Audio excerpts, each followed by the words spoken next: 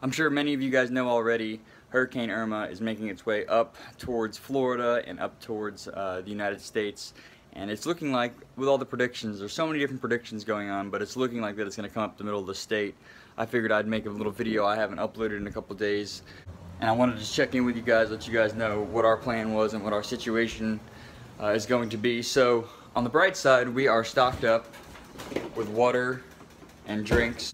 So we have a ton of water back here that's already cold for us. My girlfriend went out and bought sodas. I bought some Powerade. We have sweet tea. We have pretty much everything that we can live off of for the next 3 days. We've got 2 more cases of water right here.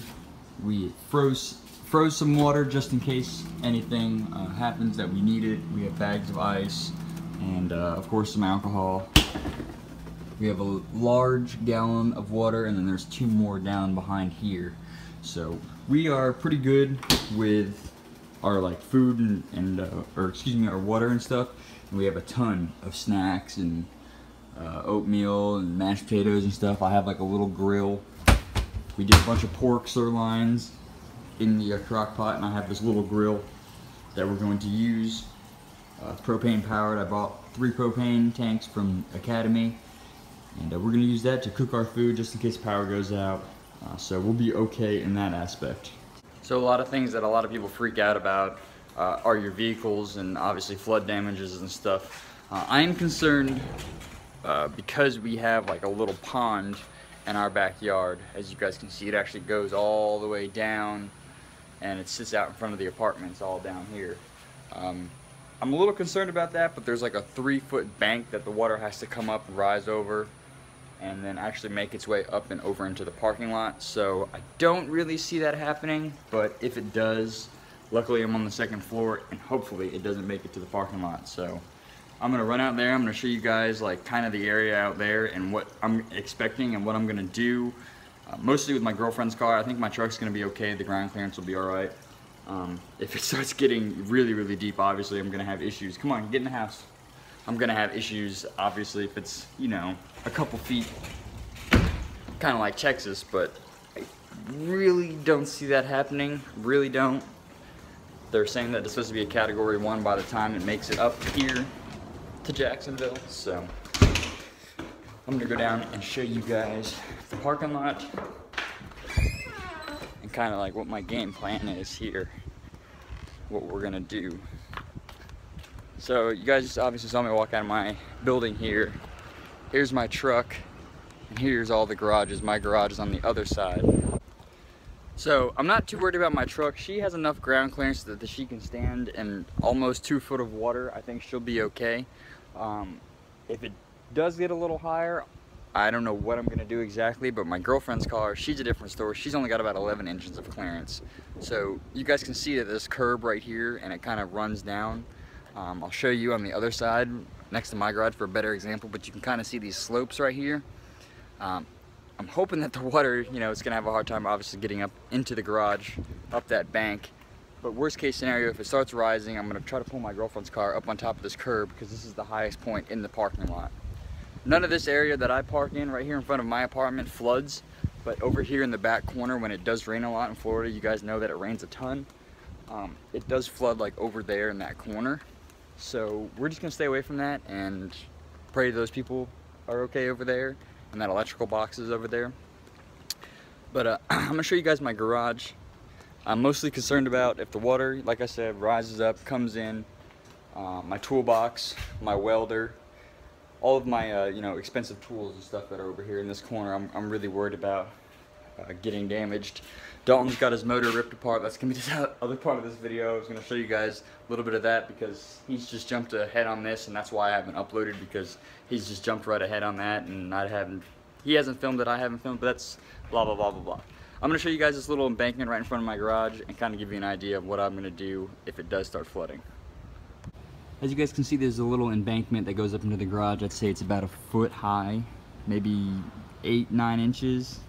Could be off a little bit, but it's a good embankment up into the garage, so the water would have to really work its way up in here. If it were to flood, what I'm going to do is take my welder and set it on top of my toolbox. The tank will be fine, but the welder obviously will have issues if that gets wet, so I'm going to take that and put that on top of my toolbox, and I don't really want to jack up or lift up the toolbox, but if I have to, I'll just take my jack right here and start jacking it up on one side.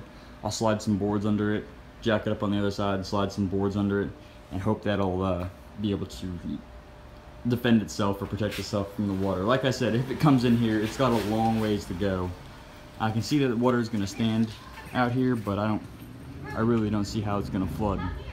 So, oh, there's an old lady yelling at her dog. Oh, oh, oh.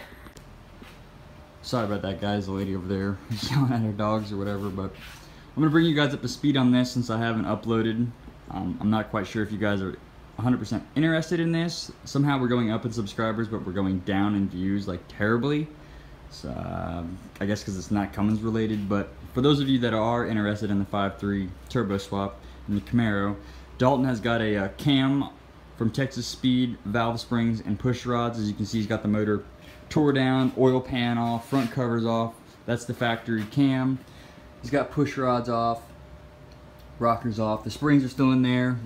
We bought a valve spring puller that we're gonna pull those guys off with. Other than that, we might end up pulling the heads off, get new head gaskets, and order some head studs. He doesn't know if he's gonna get some ARPs or not, but he's definitely up in the air about that because he would like to stud it.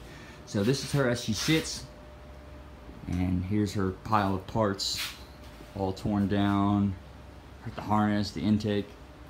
So that is the update on this, guys. I'm gonna go over and show you the Camaro. She's actually, oh, a T56, duh, totally forgot to say that.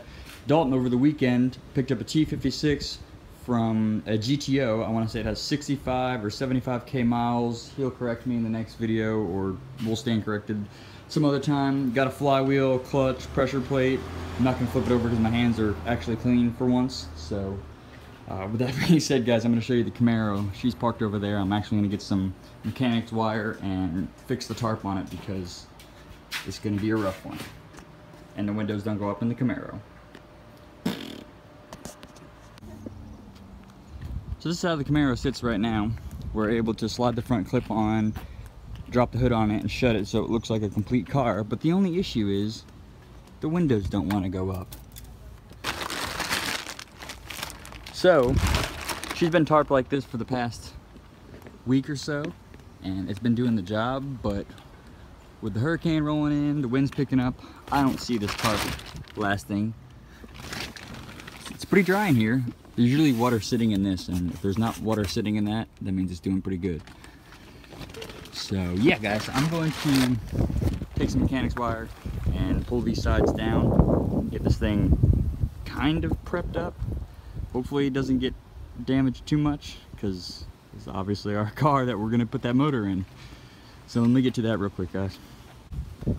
It's definitely not perfect, and it's probably going to scratch the paint, but it's hopefully going to protect the car. It's all tied down either side, pushed down over the mirrors.